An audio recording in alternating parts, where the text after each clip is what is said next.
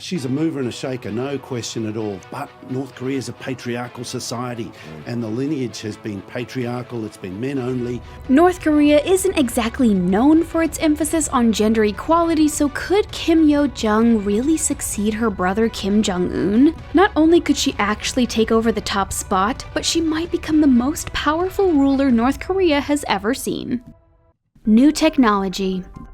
We all know that Kim Jong Un wasn't exactly shy about showing off North Korea's military forces. He proudly displayed his men and some of his weapons in a parade, but some experts suspect he was showing off fakes instead of the real things. Some of the missiles seemed to wobble or appeared bent, leading viewers to wonder about the true extent of North Korea's arsenal. Whether this was a true show of force or a case of the emperor's new clothes, Kim Jong Un isn't the only one in his family with an interest in military technology.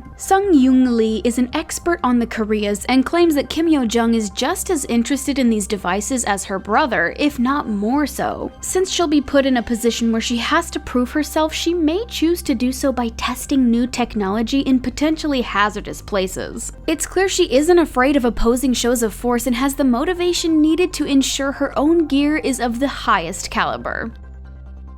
Gender equality. When it comes to gender equality, North Korea has a long way to go. Some believe their focus on male heirs means Kim Yo Jong won't be eligible to take her brother's place. It could just mean she has to prove herself capable of surpassing prospective men. Professor Natasha Lindstate is an expert on totalitarian regimes and believes that Kim Yo Jong's position in the coveted Kim family is enough to ensure her place as leader. Just because she's a woman doesn't mean she won't be expected to carry on her family tradition of ruling North Korea with an iron fist. Regardless of how gender roles are perceived in North Korea, this family is known for being unforgiving to those that defy them. Each new supreme leader has found ways to set their rule apart, usually by doing something new and terrible. If Kim Yo Jong takes over, she'll be pressured to define her own legacy, and the fact that she's a woman may push her to be even more ruthless than her male predecessors in order to prove herself. Family favorite.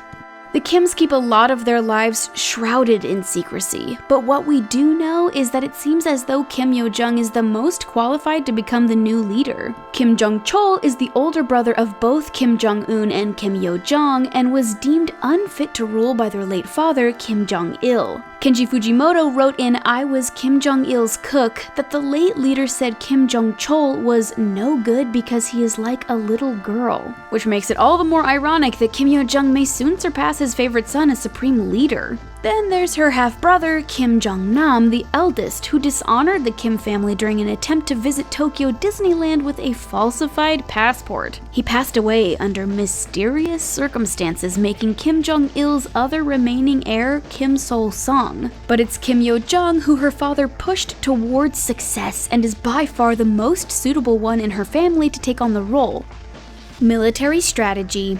Even though the Kim family is highly revered in North Korea, and even that's putting it lightly, let's not forget their powerful military presence. In fact, this famous family represents a wealthy political class which enjoys a careful balance with the strong presence of North Korea's military. The situation between the two classes is precarious, and it's possible that the loss of Kim Jong Un will inspire the military to step up and seize control. North Korea expert Dr. Leonid Petrov believes that military leaders may not be keen on Kim Yo Jong assuming the title of supreme leader. It's possible that she could be removed from her post and replaced with a male family member or representatives from the Korean People's Army. In some ways, having Kim Yo Jong in charge may be less dangerous than the alternative. Senior analyst Dr. Malcolm Davis believes a lack of leadership could lead to a dangerous vacuum in which multiple factions vie for power. Some speculate that if Kim Yo Jong can't keep control of North Korea, she may be replaced by Chung Ryong-hae, chairman of the Organization and Guidance Department. His current position is so powerful that previously it was only held by the ruling family. Kim Yo Jong is smart enough to know that if she doesn't work with North Korea's military, they may be inspired to work against her. Politically savvy. Kim Jong Un was his father's pick for his replacement, but he also had a reputation for being, well, a little bit spoiled. In her book, The Great Successor, biographer Anna Fifield explained that he was pampered from the time he was small and brought up to believe he was a demigod. While his sister Kim Yo Jong had her share of privileges too, she was forced to work harder and smarter than her brother, who had so much handed to him from an early age. While he was hanging out on yachts and indulging on fine wine and cheese, she was learning the ins and outs of North Korean politics. Her father Kim Jong Il even bragged about his daughter's interest in politics and her eagerness to play a role in North Korea's government. While her brother is obviously the more well-known sibling, she hasn't been sitting idly by during his rule. In fact, it's speculated that she played a substantial part of ensuring that Kim Jong Un ascended safely to the throne after the passing of their father. Getting herself into the position of supreme leader will undoubtedly be more difficult, but Kim Yo Jong has proven that she knows what it takes to get the job done. Branding.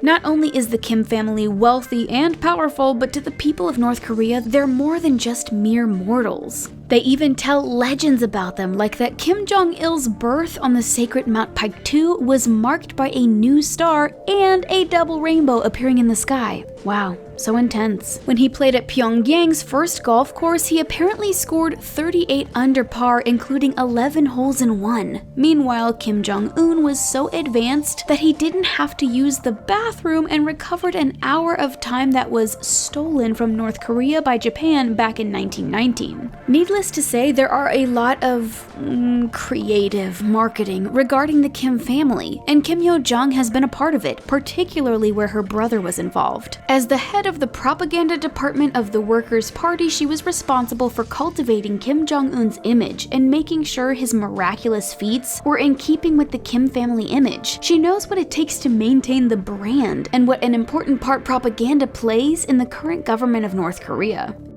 Diplomacy. There are many different ways for a leader to display strength, and just because Kim Yo Jong isn't the most ostentatious doesn't mean she's weak. While her brother loved to march missiles down the street, Kim Yo Jong is known for her ability to capitulate with opposing forces. At the Pyeongchang Olympics in 2018, she stunned onlookers by shaking hands with South Korean President Moon Jae-in. To understand the gravity of this situation, keep in mind that the Korean War started in 1950, and the two countries didn't start working on a treaty to officially end it until 2018. Considering her background in the propaganda department, it's clear this was a calculated move by Kim Yo Jong. This was a show of diplomacy, which shouldn't be underestimated. She was also a part of the peace talks between North Korea and South Korea and was the only woman during the meeting at the demilitarized zone. Kim Yo Jong knows that force isn't the only way to achieve things, and she has experience as a diplomat during tense situations which could prove invaluable during her time as supreme leader. Her grandmother's legacy.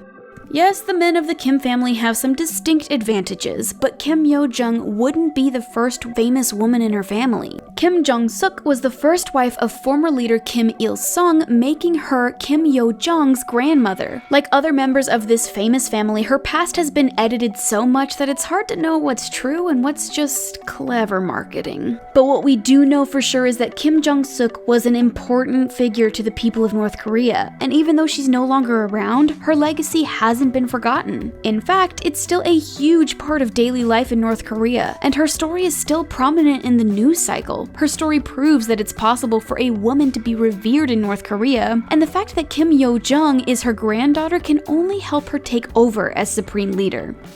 Great and powerful.